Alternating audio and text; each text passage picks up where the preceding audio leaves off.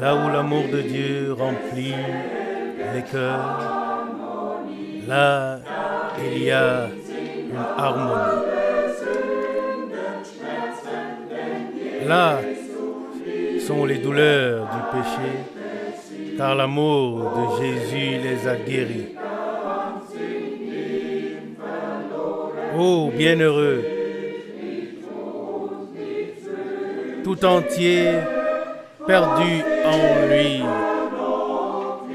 Je ne veux rien, je ne désire rien de plus que de plonger encore plus profondément dans ce grand océan d'amour.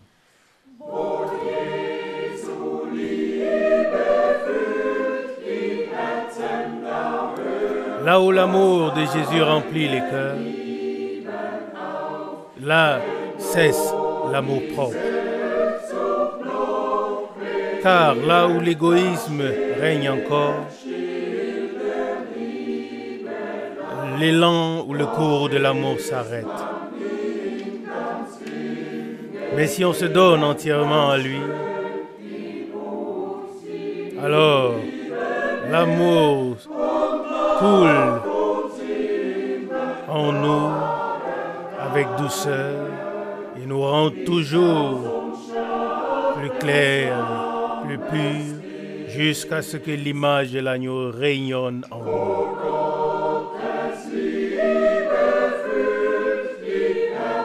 Là où l'amour de Dieu remplit les cœurs, la paix et la joie s'y installent.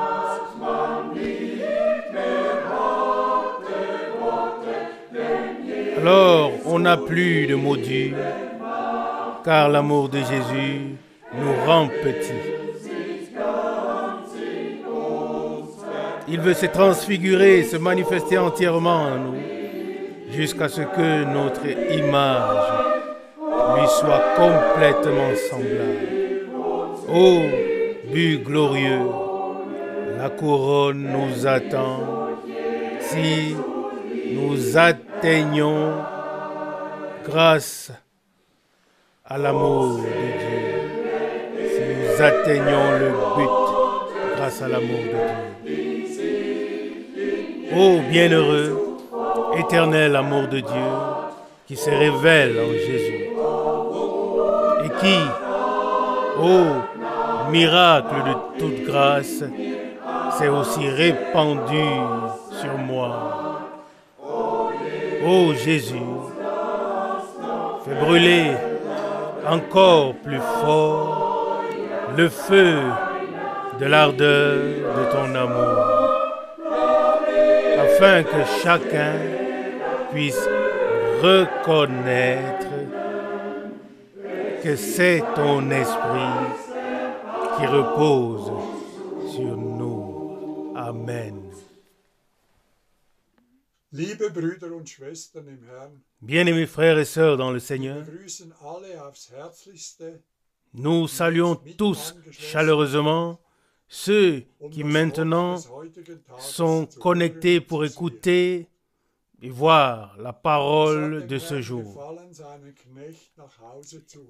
Il a plu au Seigneur de reprendre son serviteur à la maison. Mais comme il l'a promis, et nous allons le lire dans l'évangile de Jean, comme il nous l'a promis, le Seigneur ne nous a pas laissés orphelins. Car nous avons de la nourriture en abondance, sous forme écrite, mais aussi sous forme de cassettes audio, et nous pouvons nous approvisionner en tout ce dont nous avons besoin. En plus de cela, le Seigneur nous a envoyé son esprit, comme il l'a promis dans l'évangile de Jean.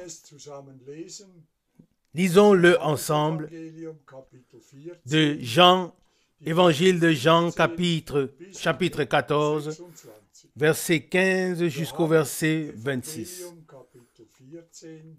Évangile de Jean, chapitre 14, à partir du verset 15 jusqu'au verset 26. si vous m'aimez, werdet ihr meine Gebote vous halten. garderez mes commandements. Und ich werde den Vater bitten, Et je prierai le Père. wird euch einen anderen Beistand Et geben, dass bei euch sei in Ewigkeit. je prierai le Père, et il vous donnera un autre consolateur, afin qu'il demeure éternellement en vous. Weil sie ihn L'esprit de vérité que le monde ne peut pas recevoir, parce qu'il ne le voit pas et ne le connaît pas. bei euch Mais vous, vous le connaissez, car il demeure en vous, et il sera en vous. nicht verweist, Je ne vous laisse ich komme zu pas euch. orphelin, je viens Noch eine à vous. kleine Weile und die Welt sieht mich nicht Encore un peu de temps, mehr. Ihr aber seht mich, et le monde, weil ich lebe, oui, le monde ne me verra plus. Mais vous, vous me verrez, vous me voyez, pardon, erkennen, dass ich et in meinem Vater bin, vous vivrez ihr aussi. in mir und ich in En ce jour-là, vous connaîtrez que je suis en mon Père et que vous êtes en moi et que je suis en vous. Wer Celui qui a mes commandements et qui les garde, c'est celui qui m'aime. Et celui qui m'aime sera aimé de mon Père, et je l'aimerai, et je me ferai connaître à lui. Verset 22. spricht zu ihm, Jude, non pas Iscariote, lui dit, Seigneur, d'où vient que tu te feras connaître à nous et non au monde? antwortete und sprach zu Jésus lui répondit, verset 23, jemand mich si quelqu'un m'aime, so wird mein Wort il gardera ma parole, und mein Vater et mon Père l'aimera, und wir werden et nous viendrons à lui, et nous ferons notre demeure en lui. wer mich liebt, Verset 24, celui hält meine Worte, qui ne m'aime pas et qui ne garde pas mes paroles, ist nicht mein, et la parole des Vaters, que vous entendez n'est pas de moi, mais du Père qui m'a envoyé. dies habe ich zu euch geredet, Je vous ai dit ces choses pendant que je suis avec vous. aber, Verset 26, mais le consolateur, den der Vater le Saint-Esprit, que le Père enverra en mon nom, wird euch alles, vous enseignera toutes choses alles et vous rappellera tout ce que je vous ai dit. Amen. Hier sehen wir auch die Parallelen. Ici, nous voyons aussi les parallèles avec Frère Franck, Wir ihn als Menschen bien que vermissen. qu'il nous manque en tant qu'être humain, Herr hat uns, le Seigneur ne nous a pas laissés orphelins. hat uns seinen Geist, Il nous a donné son esprit der uns qui nous conduit dans toute la vérité. und er wird uns Et il continuera à nous instruire et à nous guider par son esprit zum herrlichen jusqu'au glorieux jour de son retour. Amen. Darauf hoffen wir und harren Oui, c'est ce que nous espérons alles zu einem et guten Ende bringen wird. nous persévérons Der Gemeinde dans la foi que le Seigneur mènera tout à bonne fin dans son Église. Prions maintenant ensemble et pour cela nous nous levons. Treuer himmlischer Vater, Fidèle Père Céleste, dir sei Lob und Dank, à toi soit la louange et le remerciement, Preis und Anbetung, l'honneur, la gloire et l'adoration deine Güte, pour toute ta bonté, all deine pour Treue, toute ta fidélité, für all deinen pour Beistand, tout ton den du uns soutien zukommen que lässt. tu nous Herr, accordes. wir danken dir Seigneur, nous te remercions für solche Worte, pour de telles die wir paroles gelesen haben. que nous venons de lire.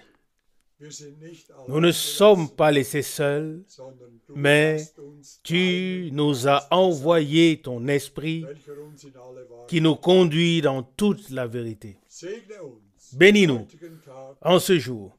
segne alle, Bénis die tous ceux zuhören qui und écoutent sehen. et qui regardent, Sei du in allem sois gegenwärtig. en toutes choses Herr, wir danken présents. dir, Seigneur, nous te remercions einen gewaltigen Segen wieder bereit de hältst. ce que tu as préparé une puissante bénédiction Loben und preisen deinen issue de ta parole et nous louons wunderbaren et glorifions ton merveilleux nom de Jésus. jetzt. Bénis-nous maintenant de la richesse de ta grâce. Amen. Amen. Amen. Amen. Quelle consolation Ein Trost geht dadurch va unser dans nos Herz. cœurs. Bald, Bientôt, ja bald, bientôt, oh, wie schön, oh, comme ce sera beau, wir auch dort nous y entrerons Welt avec des cris de eingehen. joie. glorieux matin glorreicher quand Morgen, Jésus viendra. wenn Jesus kommt. Wenn all die Sänger Quand tous les und all die chantres Erlösten überhaupt et tous les rachetés y entreront und zu des et chanteront à la Herrn gloire Ehre singen, du Seigneur, qu'est-ce que was ce wird das sera? sein? Was wird Qu'est-ce que das ce sein? sera? Alors nous Werden wir parlerons eine Sprache sprechen? une seule langue. Oder Kupfer Frère braucht Kupfer dort n'aura nicht mehr plus zu besoin de übersetzen. traduire là-bas. Alle werden die Tous Sprache parleront la langue de Kanaans Canaan, sprechen. comme ce sera merveilleux. Et imaginez-vous, Stellt euch vor, das ce sera wird bald sein. pour bientôt, Bald sein. bientôt. Et par Aus grâce, Gnaden nous pouvons dürfen wir faire zu partie denen zählen, de ceux die Gott que herausgerufen, Dieu a appelés à sortir et deren dont sich erbarmt hat, il a eu miséricorde. hat Il nous a uns témoigné l'amour, erwiesen, de sorte que nous puissions venir zu ihm à kommen lui. durften, Et parce qu'il nous a aimés le weil premier, uns zuerst geliebt hat, nous pouvons nous aussi l'aimer de tout von cœur. Herzen lieben. Ich wünschte, Et j'aurais souhaité que cet amour Gott pour Dieu in uns puisse devenir so si innig intime en nous, könnte, wie sie de von la même manière uns que son amour pour nous a été. Au fond, Es ist im Grunde c'est le même amour. die gleiche Liebe. Mais imaginez-vous, Aber stellt euch vor, si cet amour de Dieu diese Liebe Gottes pouvait être si profond von uns en nous ihm sein könnte, à son égard, wie sie de la même manière zu uns que war. lui, il nous a aimés. Was wäre dann Qu'est-ce qui sera alors dans nos cœurs et dans nos vies? in unserem Leben? Que se passera-t-il? Der Herr sagt, Le Seigneur dit, à daran ceci le monde entier reconnaîtra que vous êtes mes meine Jünger disciples seid, si so vous ihr vous aimez les uns les autres. untereinander habt. Selon Jean 13, verset 35. Reine, Un amour divin die pur über alles qui transcende tout ce qui est humain. Je me le souhaite. ich wünsche es ihm, Les Saintes Écritures disent, die Heilige Schrift, l'amour de Dieu die Liebe Gottes, est répandu dans nos cœurs, ausgegossen. a été répandu dans nos cœurs par le Saint-Esprit. Romains 5, verset 5. Es gibt viele, Il y a beaucoup qui disent sagen, avoir reçu Heiligen Geist le Saint-Esprit. empfangen zu haben. Mais si cet amour Aber wenn divin diese göttliche Liebe n'est pas le moteur, Triebkraft ist, et si und cet wenn sie amour überhaupt manque, fehlt, alors dann wird sogar même le das fait de Leben parler dans les langues anciennes et nouvelles devient comme un airain qui résonne und einer klingenden Schelle, et une cloche dann qui hat es retentit. kein Gewicht mehr. Cela n'a plus aucune valeur, aucun poids. Wenn etwas so klingt, Et vous savez bien ist das que Gefäß si quelque chose sonne ainsi, alors c'est que c'est so un Gefäße, vase, un tonneau Heiliger vide. Meister, doch gefüllt mit deinem, Maître sacré, nous ne sommes que des vases, dass ihr euch mais des alle vases fühlt, remplis de ta puissance. dass ihr euch J'espère que vous vous sentez tous à l'aise, seid, que vous êtes conscients d'être les bienvenus en ce lieu. Nous ne sommes pas des personnes Menschen, qui font beaucoup die nun viel d'ambiance Umrahmung einem autour d'un service divin, car weil wir den nous attachons la plus grande importance à la proclamation. Aber wir Mais nous nous réjouissons chaque fois freuen uns mal, que wenn wir nous euch vous retrouvons, hier wieder où nous sehen. pouvons vous revoir, vous tous. Wie hat Bruder Brenhem gesagt, Comme l'a dit le frère Branham, il doit Atmosphäre sein. avoir ou y avoir la bonne atmosphère. Die Tout Lehre, doit être en accord. das Leben, La doctrine, überhaupt la alles, vie, was tout zur ce qui fait Gemeinde partie de und l'Église zum Reich Gottes, et du royaume de Dieu das doit muss être en miteinander accord, und mit dem oui, Worte Gottes en accord übereinstimmen und avec les uns et avec les autres et avec la parole de Dieu et être dans cette harmonie divine. die hier waren gesagt, Tout doit être dans cette unser harmonie divine. Bestreben ist es, Nous l'avons déjà dit zu hier einer aux jeunes qui étaient ici. Gemeinde Notre but est de devenir une assemblée biblique telle qu'elle était dans le christianisme primitif. so ehrlich und Et nous avons alors l'honnêteté de dire que nous ne sommes pas encore arrivés mais que nous sommes encore en route.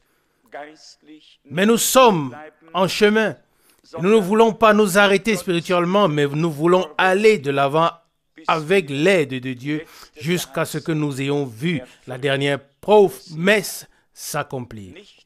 Rien ne restera sans accomplissement de tout ce que le Seigneur nous a promis. Nous avons lu et écouté les 37 versets du psaume 37 et il y avait un certain nombre d'expressions clés, si certains peuvent le qualifier ainsi. Et on ne peut que s'émerveiller de la sagesse de Dieu. La sagesse qui englobe tout et tient compte de chaque point. Où trouverait-on une question biblique qui ne trouve pas de réponse dans la Bible ou de la Bible? Dieu a pourvu pour tout. Il a pensé à tout. Le plus important est que nous aussi, nous puissions prendre au sérieux les paroles.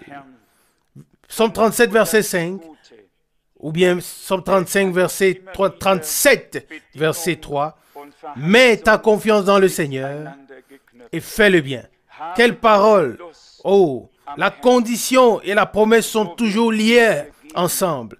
Verset 4, « Fais du Seigneur tes délices et il te donnera ce que ton cœur désire. » Verset 5, « Recommande tes voies au Seigneur et confie-toi en lui, il agira. » Amen. Parfois, sur notre chemin, nous ne voyons plus comment les choses doivent ou peuvent continuer. Et alors, une telle parole de réconfort vient à nous. Le verset 5 du verset 37, « Recommande tes voies au Seigneur et mets en lui ta confiance. Il agira. » Et nous pouvons le croire de tout notre cœur et le revendiquer pour nous personnellement. Et le verset 7 dit, « Garde le silence devant le Seigneur et espère en lui. » Et ensuite, ainsi de suite, nous l'avons lu tous ensemble. Je voulais peut-être encore lire 2 passages bibliques, mais en considérant l'un avant l'autre, il s'agit de la lettre aux Colossiens au chapitre 1, verset 24, peut-être jusqu'au verset 26. Colossiens chapitre 1, verset 24.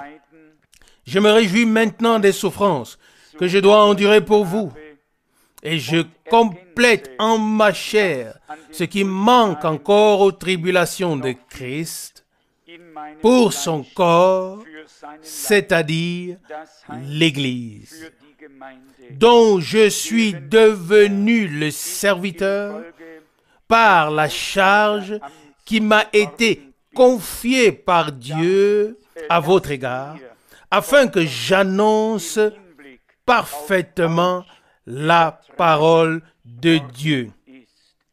Amen.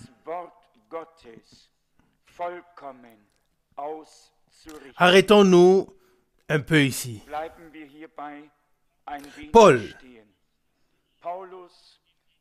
se savait avoir été placé au service de Dieu dans l'Église. Il se savait avoir reçu de Dieu un ministère, une mission, non pas en l'air, mais en accord avec la parole. Et c'est ce que signifient les mots qu'il a exprimés pour annoncer parfaitement la parole de Dieu. C'est la fin du verset 25, Colossiens 1. Dieu fait toutes choses conformément à sa parole. Il a tout amené à l'existence par sa parole toute puissance. Il a tout ordonné par sa parole. Il a parlé et la chose s'est accomplie. Et toutes les choses que sa bouche a prononcées subsistent à jamais. Ainsi, c'est le Seigneur qui est celui qui, en tant que parole, est devenu chair. Nous sommes maintenant le corps du Seigneur, l'Église. Et la parole de Dieu doit pouvoir prendre forme en nous. Les promesses doivent trouver leur accomplissement. Et comme il a été exprimé ici au verset 25 de Colossiens, chapitre 1, dont l'Église, dont je suis devenu le serviteur par la charge qui m'a été confiée par Dieu à votre égard, afin que j'annonce parfaitement la parole de Dieu. Amen. Je ne sais pas si nous pouvons saisir et ordonner ces paroles pour le moment, mais c'est simplement ainsi. Oui, que toutes les choses, y compris avec l'Église, ont été établies et ordonnées dans la parole jusqu'à leur achèvement et même jusqu'à l'enlèvement de l'Église. J'aimerais encore me fonder ou me baser sur la parole de ce matin et nous donner quelques paroles d'exhortation tirées de l'évangile de Matthieu. Évangile de Matthieu au chapitre 18. Ici, nous recevons de la bouche du Seigneur les directives sur ce que nous devons faire et sur la manière dont nous devons nous comporter. Matthieu chapitre 18, à partir du verset 21. Verset 21. Alors Pierre s'approcha de lui et lui demanda, « Seigneur, combien de fois dois-je pardonner à mon frère quand il commet une faute contre moi? Jusqu'à 7 fois. » Verset 22. Alors Jésus lui répondit, « Je te le dis, pas jusqu'à 7 fois, mais jusqu'à 70 fois 7 fois. » Verset 23. C'est pourquoi le royaume des cieux est comparable à un roi qui veut faire, oui, rendre compte à ses serviteurs. Verset 24. Comme il commençait à faire les comptes, on lui présenta un homme qui lui devait 10 000 talents. Verset 25. Comme cet homme, ne pouvait pas payer cette dette, le maître ordonna qu'on le vende, lui, sa femme, ses enfants et tous ses biens, et que sa dette soit acquittée. Verset 26. Alors ce serviteur se prosterna par terre devant lui et le supplia en disant, « Aie pitié de moi et sois patient, envers moi, je te payerai tout. » Verset 25. Alors le Seigneur eut pitié de ce serviteur et le laissa libre et lui remit aussi sa dette. Verset 28. Mais quand ce serviteur fut sorti de la maison du maître, il rencontra un de ses compagnons de service qui lui devait 100 deniers. Il les saisit et l'étranglait. Il lui dit, « Paye ce que tu me dois. » Verset 29. Alors son compagnon de service se prosterna devant lui et le pria en disant, « Sois patient envers moi, je te payerai. » Verset 30. Mais il ne voulait rien et il alla le faire jeter en prison jusqu'à ce qu'il ait payé la dette. Verset 31. Quand ses compagnons de service virent ce qui s'était passé, il fut très contrarié. Et ils allèrent raconter toute l'affaire à leur maître. Verset 32. Alors son maître le fit appeler devant lui et lui dit, « Méchant serviteur, je t'ai remis toute ta dette parce que tu me l'as demandé. N'aurais-tu pas dû avoir aussi pitié de ton compagnon de service comme j'ai eu pitié de toi? » Verset 44. Et son maître, plein de colère, le livra au bourreau jusqu'à ce qu'il lui ait payé toute sa dette. Verset 35. Mon Père céleste vous traitera de la même manière si chacun de vous ne pardonnez pas. Si chacun de vous ne pardonne pas à son frère de tout son cœur. Amen. Ça, ce n'est pas seulement une parabole. C'est une parole terriblement sérieuse. Et nous remarquons, en lien avec l'amour divin, à quoi ressemble le pardon divin. Une remise totale de la dette. Pouvoir sortir librement. Mais nous devons aussi accepter mutuellement que notre frère peut aussi sortir librement s'il s'est rendu aussi coupable envers nous. Comme nous pouvons sortir librement, nous qui nous sommes tous rendus coupables envers le Seigneur. Et ici, notre Sauveur l'a souligné particulièrement. Au verset 32 de Matthieu 18, « Alors son maître le fit appeler devant lui et lui dit, « Méchant serviteur, je t'ai remis toute ta dette parce que tu me l'as demandé. » Nous venons au Seigneur, nous lui demandons pardon et nous acceptons le pardon avec reconnaissance. Et que se passe-t-il ensuite? Ensuite, nous saisissons celui qui s'est peut-être rendu coupable de quelque chose envers nous et nous lui sautons à la gorge. C'est effectivement ce qui est écrit ici. Je vais le relire pour que vous compreniez que c'est véritablement ce qui est écrit.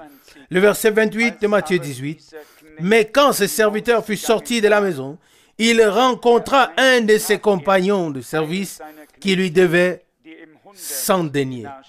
Il le saisit et l'étranglait ou le saisit à la gorge et lui dit, « Paye ce que tu me dois. » On peut voir que cet homme n'avait rien compris de l'amour de Dieu. Il n'avait rien compris de la rémission des péchés. Il n'avait rien compris du pardon. Il ne savait même pas que la grâce lui avait été accordée. Sinon, il n'aurait pas agi de la sorte avec son compagnon ou son confrère. Bien sûr, l'un ne s'en prend pas littéralement à l'autre, ou bien ne le saisit pas directement à la gorge, mais cela peut parfois arriver. Et je pense qu'il y a ici une très grande leçon. Je veux dire qu'il nous arrive de nous compter mutuellement des choses et nous ne devons absolument pas le faire. Comme Dieu ne nous a rien imputé, ne nous a rien compté en Christ, mais il a fondamentalement pardonné toutes nos fautes. La faute de l'un était minime par rapport à la faute de l'autre. Il s'agissait de 10 000 talents. Et ici, il s'agissait de combien? De 100 deniers. Il faut bien que nous puissions nous le représenter. Qu'est-ce qui a été remis, donné et pardonné à l'un? Et au lieu d'être heureux, de sauter et de bondir, de se réjouir, oui, il va et il s'accroche à la gorge de son confrère et lui dit, écoute-moi maintenant, c'est ton tour. Au lieu de se réjouir de ce qu'il a été gracié et de ce que sa culpabilité a été annulée. Oh, je ne sais pas si nous sommes d'avis que le Seigneur parle à d'autres personnes ou si nous pouvons croire qu'il s'adresse aujourd'hui à toi, à moi, par cette parole, comme il a parlé en ce temps à ses disciples et aux foules, il nous parle aujourd'hui. Si nous arrivons au point où une parole de Dieu n'a plus rien à nous dire et que nous passons outre, oh bien-aimés, alors le niveau d'alerte est déjà très élevé. Que nous puissions revenir au temps où chaque parole de Dieu nous interpelle et que tout ce que nous lisons dans la Bible ait à nouveau quelque chose à nous dire. C'est ainsi que nous trouverons aussi comment nous comporter avec Dieu, comment Dieu le fait avec nous et comment nous devons nous comporter avec notre prochain et notre prochain avec nous. Apprenons donc la leçon de ce récit que le Seigneur nous a laissé ici, à savoir que nous ne pardonnons pas seulement 7 fois, mais 70 fois 7 fois. Et c'est vraiment beaucoup. Qui en est capable? Seulement celui à qui rien n'a été imputé, car il n'impute lui aussi rien à son ami, à son frère, à son compagnon ou confrère. Ça, c'est le vrai pardon. Ne rien imputer à son frère, ne rien inscrire d'emblée sur son compte des dettes, mais simplement redonner ce pardon que Dieu nous a donné et le mettre en pratique dans notre vie. Cela importe, bien sûr. Oui, cela implique bien sûr que nous ne prenions pas seulement à cœur ce qui est écrit dans le premier chapitre de 2 Pierre, mais que nous demandions à Dieu que cela puisse devenir une réalité divine en nous. 2 Pierre, chapitre 1, à partir du verset 3. Sa divine puissance nous a en effet donné tout ce qui contribue à la vie et à la piété par la connaissance de celui qui nous a appelés par sa propre gloire et par sa vertu. Verset 4. Par elle, c'est par elle qu'il nous a donné les précieuses et très importantes promesses, afin que par elle, vous échappiez à la corruption qui règne dans le monde par suite de la convoitise des sens et que vous deveniez participants de la nature divine. Ce verset est d'une importance capitale. Échapper à ce qui veut nous entraîner dans la perdition, avoir part à la nature divine. Et ce n'est pas une chose sur laquelle on peut philosopher. C'est quelque chose que nous expérimentons, que nous devons recevoir. Pourquoi est-il écrit dans les Actes des Apôtres, ou c'est en doute peut-être dans Luc, nous sommes de race divine? Oui, ou bien dans la Bible en français, c'est de lui que nous sommes la race. Acte 17, 28. Paul l'a également mentionné. Si nous sommes nés de Dieu, nous devons porter les caractéristiques, oui, de notre Père céleste. Dans le langage populaire, on dit que les enfants ressemblent rarement à d'autres personnes qu'à leurs parents. Mais spirituellement, les enfants de Dieu ressemblent à leur Père. Et notre Père est au ciel. Et nous aimerons que la semence de la parole tombée en nous et que l'Esprit de Dieu puisse faire vivifier cette semence. Amen. Nous aimerons que la semence de la parole de Dieu tombe en nous et que l'Esprit de Dieu puisse vivifier cette semence divine en nous afin que nous puissions nous aussi devenir participants de la nature divine. Sinon, toute notre vie sera remplie de bonnes intentions et au bout de nos bonnes intentions, il n'y aura que de la ruine. Nous devons faire notre expérience, une expérience qui doit être profonde et complète avec Dieu, devenir participant de la nature divine. Il est dit ensuite au verset 5 de 2 Pierre chapitre 1, à cause de cela, faites tous vos efforts pour joindre à votre foi la vertu. Et ainsi de suite. Là aussi, on ne peut pas se reposer et dire tout ça viendra. Non. Nous avons alors en nous un désir profond que non seulement, oui, nous voulons devenir participants de la nature divine, mais que toutes les caractéristiques telles qu'elles ont été manifestées dans la vie de Jésus, que toutes ces caractéristiques puissent aussi être manifestées par notre vie.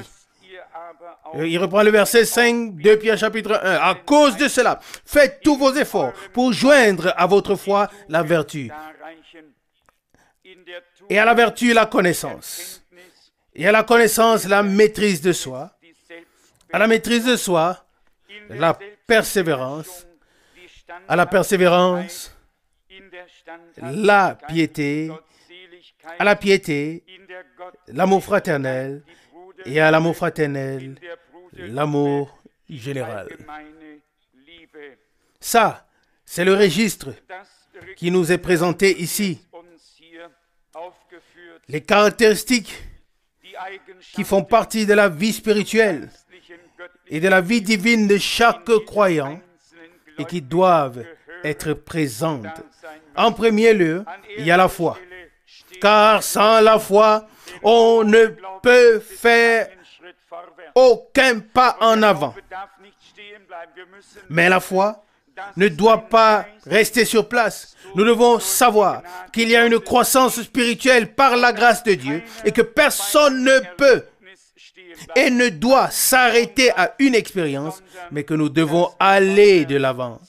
Il est dit au verset 5 de Pierre chapitre 1, verset 5, à cause de cela, faites tous vos efforts pour joindre à votre foi la vertu. Et ensuite, il continue.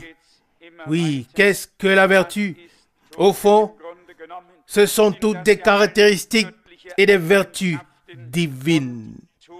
Oui, il est dit à la suite, à la vertu, la connaissance.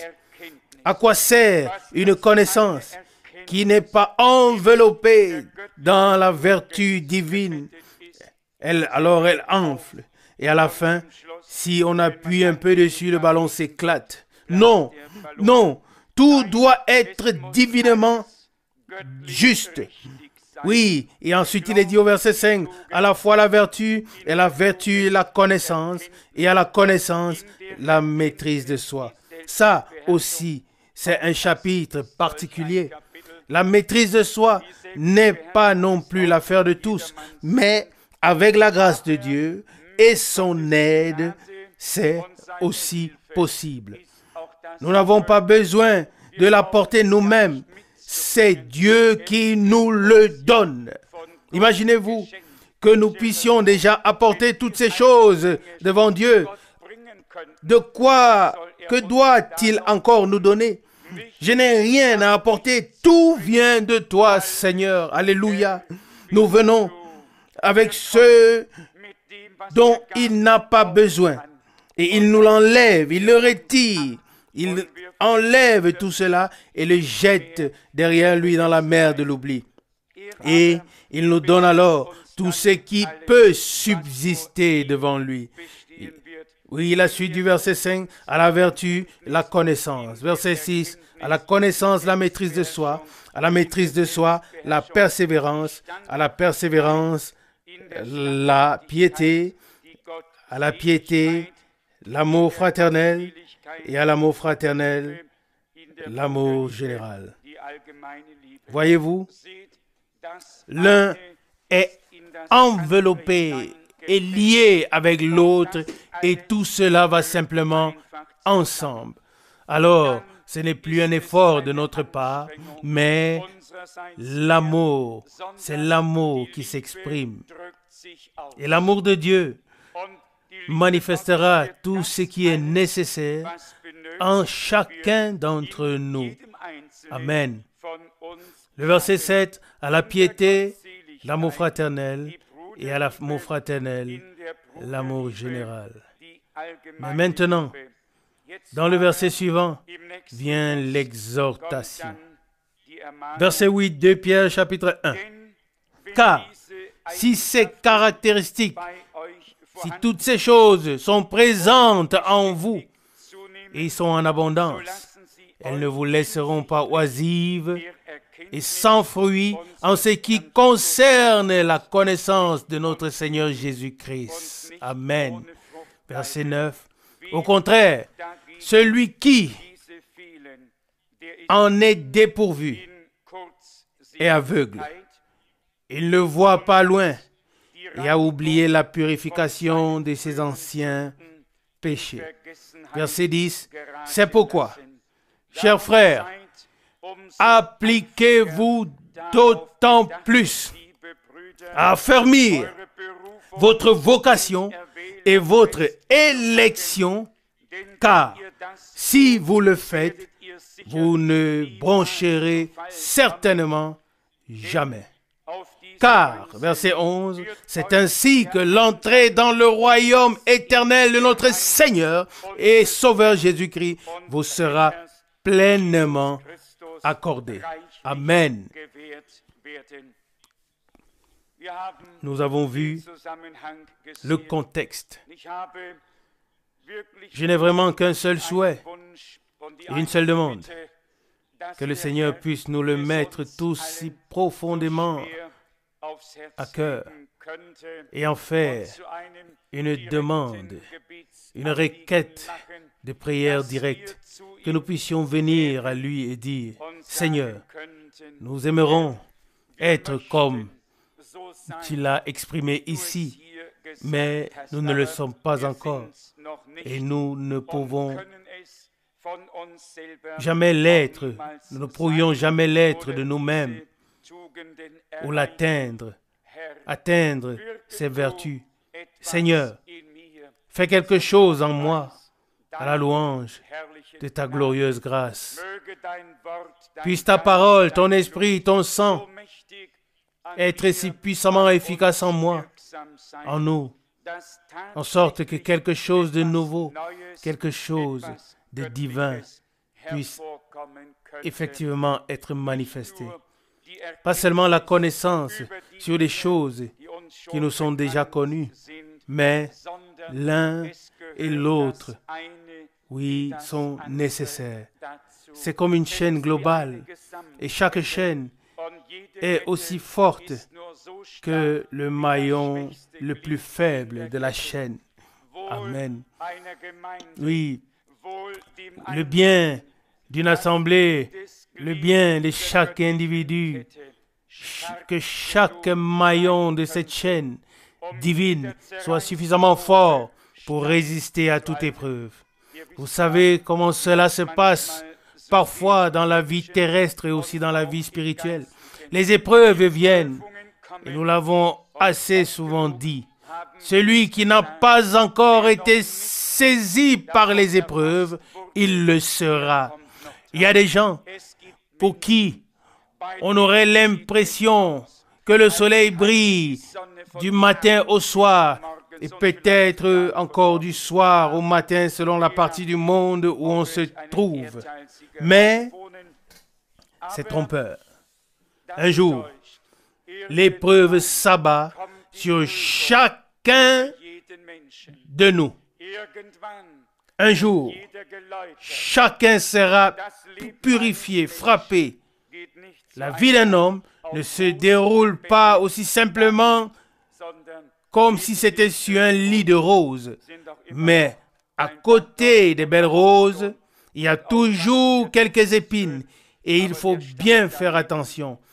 Le parfum est doux, mais l'épine qui se trouve à côté n'est pas aussi doux.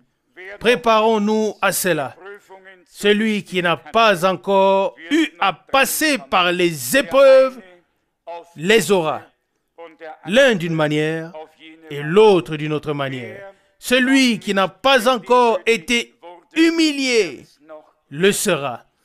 Véritablement, tout ce que Dieu a prévu pour nous arrivera. Parfois, cela ne se fait pas sans certaines choses, car rien ne vient tout seul. Même dans les épreuves, les hommes de Dieu ont été éprouvés jusqu'à la fin de leur vie. Pensons à ceux qui étaient dans la fosse aux lions, ou dans la fournaise ardente, ou à tous les hommes de Dieu, et aux épreuves qu'ils ont eu à surmonter. Et nous savons qu'ils pouvaient dire, même si notre Dieu ne nous préserve pas et ne nous délivre pas, alors sache, Nebuchadnezzar, que ce qui a été érigé par la main de l'homme n'est pas du Dieu vivant que nous servons. C'est une idole et nous ne nous prosternerons pas devant cette idole. Selon Daniel 3, verset 17. Alors qu'un tel homme se mette alors en colère, c'est évident, et la fournaise est alors chauffée 7 fois plus. Mais Dieu est aussi le Dieu du feu et l'ardeur des souffrances que nous aurons à traverser ne servira qu'à nous purifier, afin que nous puissions en sortir purs. Alléluia.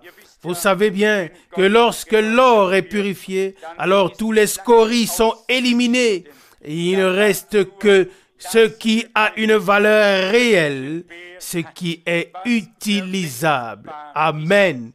Et notre foi doit être trouvée plus précieuse que l'or qui a été purifié par le feu. Et il est dit dans la lettre aux églises, à l'église de Laodicée, chapitre 3, verset 18, « Je te conseille d'acheter de moi l'or, et l'or de Dieu est certainement purifié 7 fois. » Alors, prenons ces choses à cœur. Une fois que, d'un côté, que l'amour de Dieu pour nous s'est manifesté dans le pardon total, dans la rémission totale de notre dette, la lettre de condamnation, de culpabilité a été déchirée, le mur de séparation a été ôté, que celui qui a reçu le pardon puisse aussi le retransmettre à d'autres. J'ai dû encore une fois penser à ce dernier verset, qui est en fait déjà comme un jugement. Le verset 35, nous l'avons aussi lu. Matthieu 18, verset 35. Mais pour qu'ils ne disparaissent pas de nos cœurs et de nos mémoires, je vais les lire encore une fois. Matthieu 18, verset 35. Mon Père Céleste vous traitera de la même manière si chacun de vous ne pardonne pas à son frère de tout son cœur. Amen. Et celui qui a pardonné de tout son cœur peut continuer à aimer de tout son cœur. Et celui qui peut continuer à aimer de tout son cœur peut aussi continuer à pardonner 7 fois, 70 fois. Vous savez bien ce qu'il en est de nous tous. Un jour, oui, c'est celui-ci qui se précipite. Un autre jour, c'est l'autre qui se précipite. C'est toujours une alternance. Ce ne sont pas toujours les mêmes. Et c'est bien ainsi. Quoique ce ne soit pas une consolation, mais nous savons tout de même que nous sommes encore des êtres humains, que nous sommes encore sur la terre et que nous sommes parfois encore impressionnés par les choses terrestres. Mais nous devons négliger tout cela. Ici, dans le sermon sur la montagne, il est dit dans Matthieu chapitre 6, verset 12, pardonne-nous nos offenses, comme nous pardonnons aussi à ceux qui nous ont offensés. Verset 13. Et ne nous soumets pas à la tentation, mais délivre-nous du mal. Car, verset 14, si vous pardonnez aux hommes leurs offenses, votre Père céleste vous les pardonnera aussi. Verset 15. Mais si vous ne les pardonnez pas aux hommes, votre Père céleste ne vous pardonnera pas non plus vos offenses. Nous devons donc effectivement prendre à cœur tout ce que la parole de Dieu nous dit et toujours l'examiner en disant, Seigneur, avons-nous suivi tout cela? Pouvons-nous subsister devant toi? Sommes-nous devenus participants de la nature divine? Vous savez bien que notre Seigneur est venu sous une forme humaine, qu'il a pris notre corps, afin que nous puissions passer à la nature divine et qu'ensuite, avec la résurrection, nous recevions le corps transfiguré dans lequel nous serons pour toujours avec le Seigneur. Puisse Dieu nous l'accorder, nous accorder que ce que sa parole dit soit reçu avec foi en chacun de nous, afin qu'elle puisse accomplir ce pourquoi elle a été envoyée. Oui, encore cette parole tirée de Colossiens chapitre 1, verset 25. Oui, l'Église dont je suis devenu le serviteur par la charge qui m'a été confiée par Dieu à votre égard, afin que j'annonce parfaitement la parole de Dieu. Oui, la parole de Dieu est parfaite. Dieu l'a révélée de manière parfaite. Même si les révélations sont venues au fur et à mesure, si nous rassemblons tout cela aujourd'hui avec l'aide de Dieu, nous voyons devant nous la révélation parfaite de Dieu en Jésus-Christ. Nous voyons devant nous la révélation parfaite de sa parole et de sa volonté. Et dans la foi, nous voyons déjà devant nous la manifestation des enfants de Dieu, au sujet dont il est parlé dans Romains chapitre 8, oui, en montrant que toute la création soupire en attendant la manifestation des enfants de Dieu. Nous sommes déjà enfants de Dieu, mais il faut que cela soit vu comme il le faut, que cela soit manifesté. Et vous savez bien que le mot révélation signifie apocalypse, ou bien le mot apocalypse signifie révélation. Je ne connais pas le grec. Ne vous inquiétez pas. Je ne l'apprendrai jamais. Mais le mot révélation, le mot est simple. Révélation, dévoilement, révélation ou apocalypse, dévoilement. Oui, quelque chose qui est révélé, qui est dévoilé.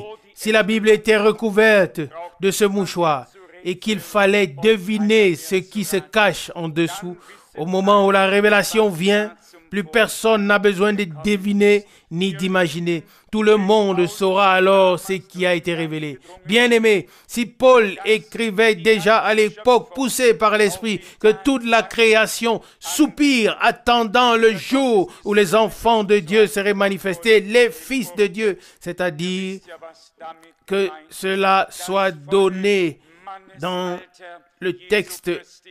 C'est ainsi que cela est donné dans le texte original, les fils de Dieu. Vous savez ce que cela signifie. La pleine maturité en Jésus-Christ. Sortir de la position d'enfant et être transformé à l'image du Seigneur, de clarté en clarté et de vérité en vérité. Alléluia. Si Paul avait déjà écrit cela à l'époque, et comme il l'attendait avec patience, avec impatience, nous pouvons vivre dans le temps où cela sera certainement révélé. une chose est certaine à 100%, c'est que tout ce qui doit arriver arrivera dans cette génération. Mais il est tout aussi certain que personne ne sait combien de temps cette génération durera. Je veux le mentionner, oui, et le dire intentionnellement de cette manière claire et nette, pas que quelqu'un sorte d'ici et se mette à calculer et à dire oui, cette génération a commencé en 1946, 1948, 1930 ou 33. Tout cela n'importe pas. Une seule chose m'intéresse. Nous sommes la génération dans laquelle la prophétie biblique trouve son accomplissement. Et notre Seigneur a dit, quand vous verrez toutes ces choses commencer à arriver, relevez vos têtes, car vous savez que votre rédemption approche. Amen. Nous n'avons rien à calculer. Et je suis reconnaissant que cela a été ma matière la plus terrible à l'école. Et puis, il y a ceux qui pensent que je suis bon en calcul. Ceci n'était qu'une parenthèse. Notre Dieu nous veut du bien. Autant de bien que nous ne pouvons à peine mesurer. Nous ne pouvons pas le mesurer et encore moins le comprendre. Et il veillera à ce qu'à la fin, une glorieuse épouse parole, remplie de l'Esprit de Dieu, transformée à l'image de notre Seigneur, soit amenée à la rencontre de l'époux, comme une épouse parée pour qu'elle soit enlevée à la rencontre de l'époux sur les nuées célestes. Alléluia! Je ne sais pas s'il faut encore, oui, quelqu'un qui nous précède ou nous guide. Notre Seigneur, qui est descendu pour nous racheter, a prononcé ces paroles. Je bâtirai mon église et les portes du séjour des morts ne prévaudront point contre elle. Selon Matthieu 16, verset 18. Et il a dit aussi, je m'en vais vous préparer une place et je reviendrai et je vous prendrai avec moi afin que là où je suis, vous y soyez aussi. Jean 14, verset 2. Il reviendra bientôt. C'est par ces paroles que nous devons ou nous pouvons nous consoler les uns les autres. Utilisons le temps qui nous reste encore pour nous approcher du Seigneur afin d'être préparés.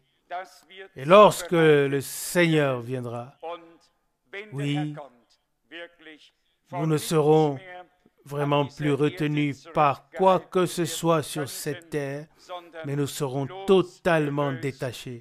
Comme le compositeur de cantique le chante.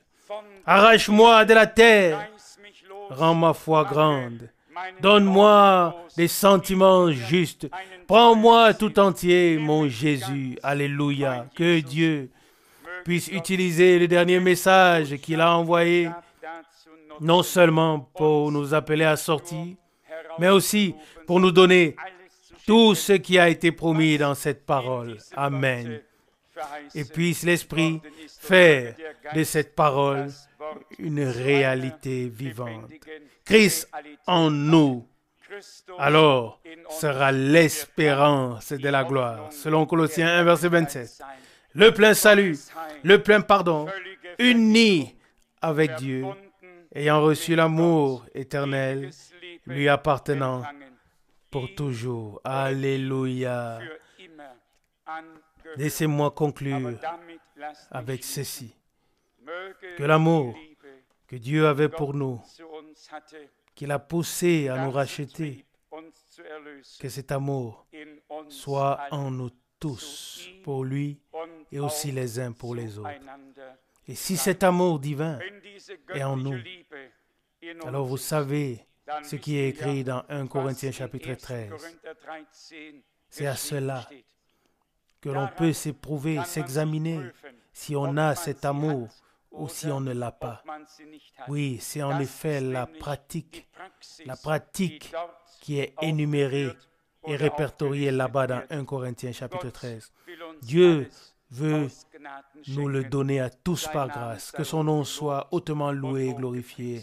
Amen. Levons-nous et remercions le Seigneur de tout cœur pour chacune de ses paroles, pour chaque promesse, pour tout. Et nous voulons le faire dans la foi. Oui, même les requêtes, nous allons les présenter au Seigneur qui est capable de faire toutes choses. Il n'y a rien qu'il ne puisse faire. Et nous l'avons aussi entendu. Oui, entendu que nous avons accès à lui par la foi et que tout est possible. Père Céleste, je te remercie de tout cœur de ce que tu nous permets de nous rassembler devant ta face. Nos regards se portent vers la poussière dont nous avons été tirés, mais dans la foi, nous levons les yeux, nous regardons à toi, où nous serons bientôt.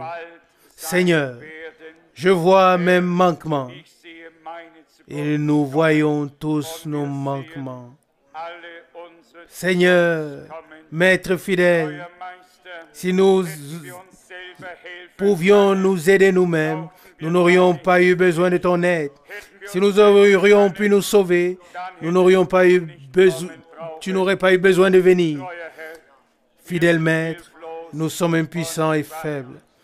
Nous dépendons de toi et nous sommes sans force.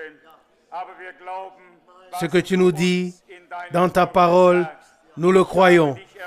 Et tu nous dis, je t'ai racheté, je t'ai appelé par ton nom, tu es à moi. Alléluia, gloire et honneur à ton merveilleux, glorieux nom. Dieu fidèle, comme tu nous as pardonné totalement et entièrement en Jésus-Christ, ainsi, nous voulons pardonner totalement et entièrement les uns aux autres et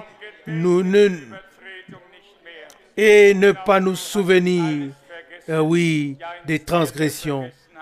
Car toi aussi, tu as tout oublié. Oui, tu as tout jeté dans la mer de l'oubli. Nous ne pouvons pas le croire. Oh Dieu, ton amour. Oui, c'est incroyable. Ton amour est si grand, si précieux. Sois remercié de ce que nous nous sentions aimés par toi. Oui, nous avons goûté ton amour. Nous l'avons reçu. Fidèle Dieu dans le ciel, puisse-t-il bientôt se manifester, que ton amour soit répandu dans nos cœurs par l'Esprit. Fidèle Seigneur, tu es capable de le faire. Alléluia. Honneur, honneur à ton merveilleux et saint nom. Alléluia. Alléluia. Gloire à Dieu. Amen. Amen. Let's die.